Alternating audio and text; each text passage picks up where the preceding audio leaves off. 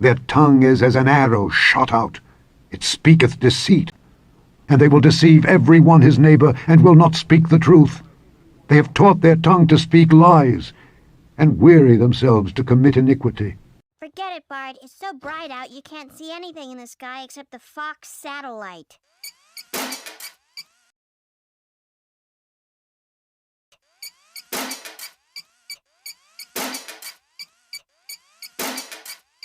Take heed that no man deceive you. Take heed that no man deceive you.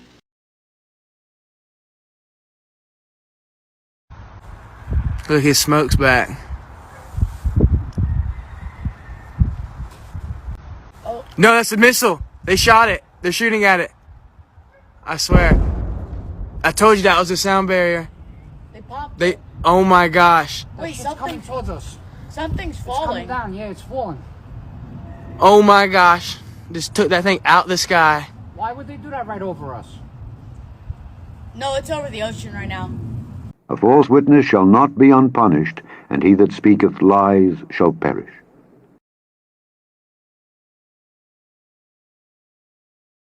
Hovering over Montana is theirs. They're calling it a weather balloon. Would you like to spy in my satellite balloon? Would you like to spy in my satellite balloon? We could float over Montana together, just you and I, and we can spy.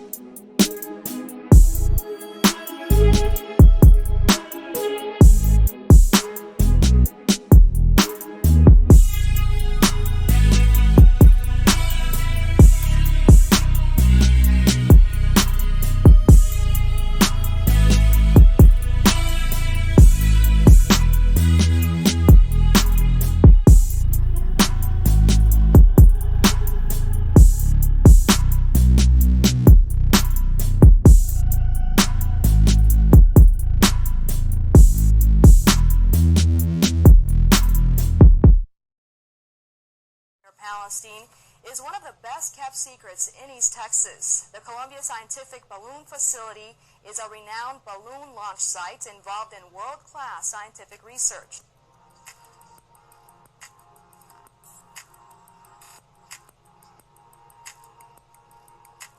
The data that we get, the scientists get rather, is used all around the globe.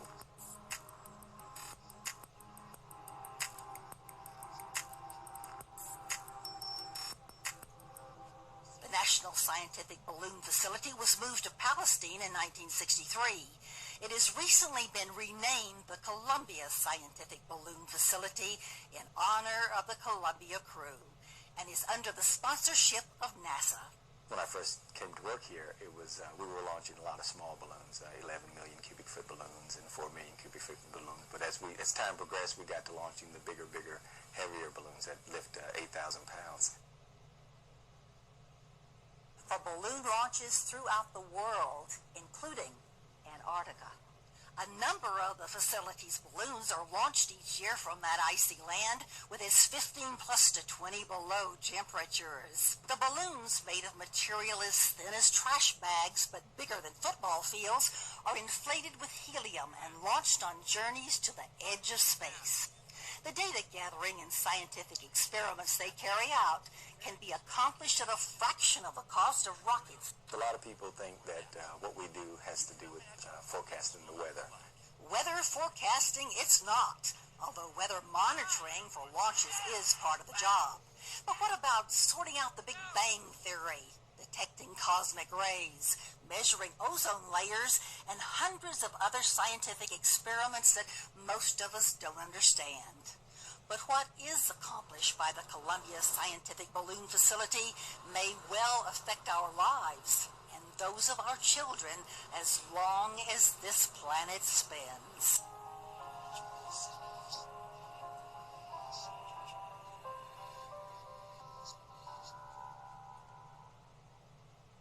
95% of all telephone and data is transferred over submarine cables. Not satellite. Not satellite. Over land, the voices travel from tower to tower on a radio beam, being amplified and re-amplified at each relay point along the way. However, since relay towers must always be in sight of each other, inevitably the limit to radio relay transmission is the ocean. Radio telephone communication of another type has been in service across the Atlantic for many years. Radio waves are beamed to the sky and reflected down to Earth on the other side of the ocean. However, nearly all the wavelengths available for telephone communication have already been put to use to handle the ever-growing volume of international calls. If you've ever phoned or emailed someone on another continent or browsed a foreign website, you can dial up some gratitude for something that happened a century and a half ago. It's been 150 years since the first transatlantic cable began ushering in global communications. And now tech giants are taking that undersea revolution a big step further. Here's Mark Albert. When you pick up the phone to reach out and touch someone across the oceans, it's only possible because of satellite. Not satellite. Not satellite. Not satellite. Like the Global Sentinel. This is cable tank number 1. And what am I standing on right now? Not satellite. Not satellite. You're standing on fiber optic cable that's going to be laid from here towards Brazil. Not satellite. Not satellite. So the cable we're walking on right now will be under the ocean carrying my phone calls? Yes, it will. It's a good chance any call you make to South America in the future could be on this exact cable for the next 20, 25 years. Cable comes right off into the ocean from here. Robots take over from there, diving to a depth too deep for humans. The machines use water jets to create a trench, allowing the cable to sink into the seabed and become buried. 95% of all telephone and data is transferred over submarine cables. Not satellite. Not satellite. How does DirecTV work? How does Dish Satellite work? Well, it's really, really simple. If you'll drive around your neighborhood and you look at all the little supposedly satellite dishes on the side of the houses, well, they're all pointing the same way, which should common sensely tell you that they're all pointing toward the closest data tower to give that signal. Now, if these little dishes were working off of satellites in space, well, they'd all just be turned straight up in the air. They wouldn't all be facing the same angle.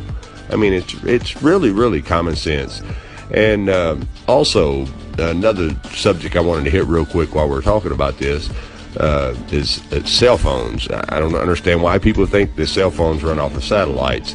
Now, have you ever been out in the country or been over to a friend who lives on the outskirts of town and you can't get a signal? You got to walk out to the end of their driveway to get a signal, or you got to drive down to the end of the road to get a signal. Well, it's really, really simple. The closer you get to that data tower, then you get a signal. I mean, if it worked off a satellite, you should just be able to stand there in the same spot, and the signal would eventually orbit around to you, especially if the Earth is spinning and satellites are orbiting the Earth at the same time. Well, the signal should eventually come around to you. I mean, seriously, don't everybody has that one spot in town or going through one town to another that you call a dead spot, and you know when you get there that you're not going to have a signal. That right there should tell you something. You should just be able to sit there and wait for that signal to come to you, but it doesn't. Let me guess. You saw the curvature in the images from satellites. The thousands of magical orbiting aluminum tin cans floating in space. It's all animation and games until one comes crashing down on your squad. Many crashed satellites have been reported the world over. And the one thing they all have in common is giant helium balloons attached to them. It's not that they wouldn't use the magical floating satellites if they could. It's that they don't physically exist, nor does the globe. They have been sending these up one at a time since it all began. I will allow them to explain it. He got a patent on that in 1950, and those early balloons were so large they didn't have any way to launch them, except they actually launched them from aircraft carriers. Modern scientific ballooning was born. It was also the genesis for NASA's newly developed super pressure balloon. The reason for super pressure ballooning is they have absolutely stable altitude, day, night, and it doesn't matter how cold the atmosphere is. They are sealed. So your shape is always the same, you always displace the same amount of air, and therefore you have the same amount of buoyancy all the time. This day-to-night altitude stability allows super pressure balloons and the sun. Hi, I'm Matt, and this is NASA Now. NASA's been using balloons for science research for over 30 years.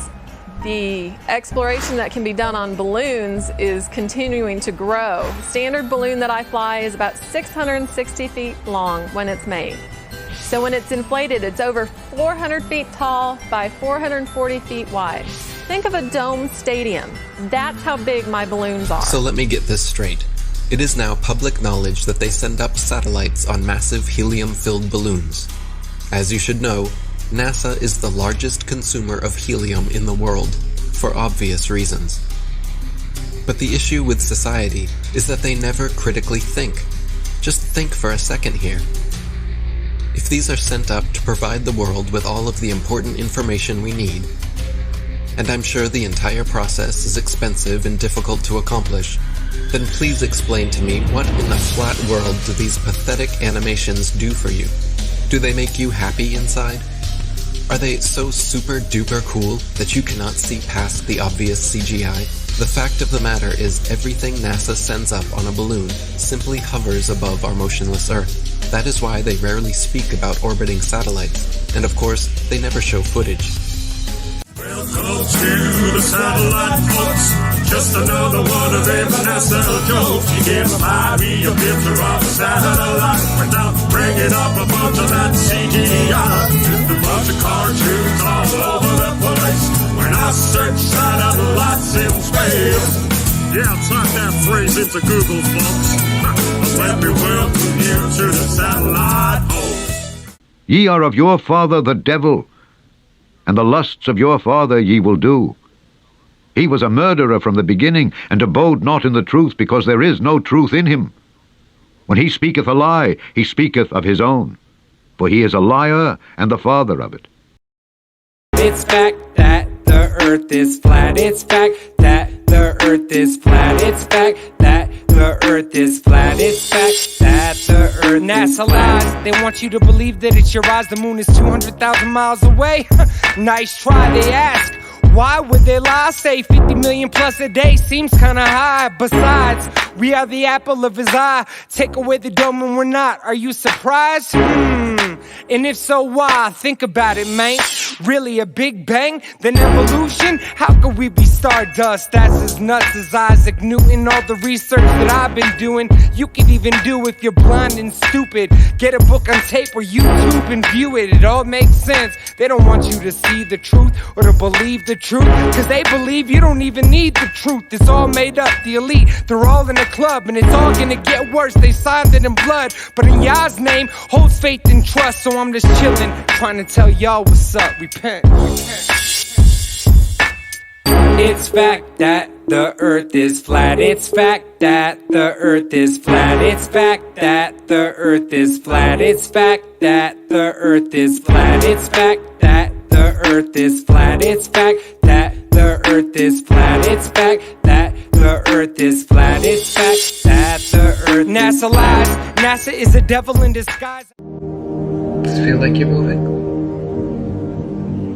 Feel that? Same thing you've always felt? Nothing? Ever? Nobody's ever felt movement. Nobody's ever seen the earth move. Nobody's ever seen the earth curve. Maybe you just got fooled by some Masons. Mark Twain said, "It's easier to fool people than to convince them they've been fooled." That's why it's so hard to convince you you've been fooled. You can't possibly believe that you and the rest of the world could have been lied to and deceived by these Masons, the oldest and largest secret society in the world. And all liars shall have their part in the lake which burneth with fire and brimstone, which is the second death.